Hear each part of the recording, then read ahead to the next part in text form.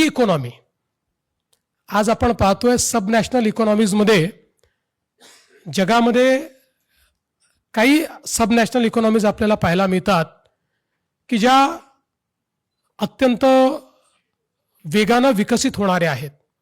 अशाच प्रकारची सब national economy ही आपल्या महाराष्ट्राची आहे. आज आपण देशाच्या GDPत 15% हिस्सेदारी आपली आहे. आज इंजिनिअरिंग एक्सपोर्टमध्ये आपण पहिल्या क्रमांकावर आहोत. हॉर्टिकल्चर एक्सपोर्टमध्ये आपण पहिल्या क्रमांकावर आहोत. देशात येणारा जो FDI आहे त्यापैकी 40% FDI हा एकटा आपल्या महाराष्ट्रामध्ये येतो.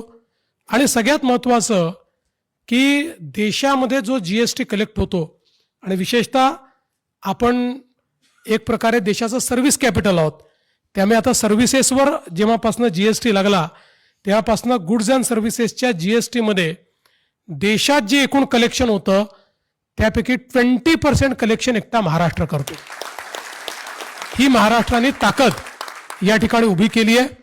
आणि मला हे सांगताना आनंद वाटतो की 2017 साली जेव्हा GST आला, 2016चे जर आपण वॅट बघितला तर महाराष्ट्राला 60,000 कोटी रुपये वॅट मिळाला आहे आणि 30,000 कोटी रुपये पेट्रोल डिझेलवर मिळाले. ते पेट्रोल डिझेल आता अजूनही आपल्याला ते 30-40,000 कोटी मिळतात.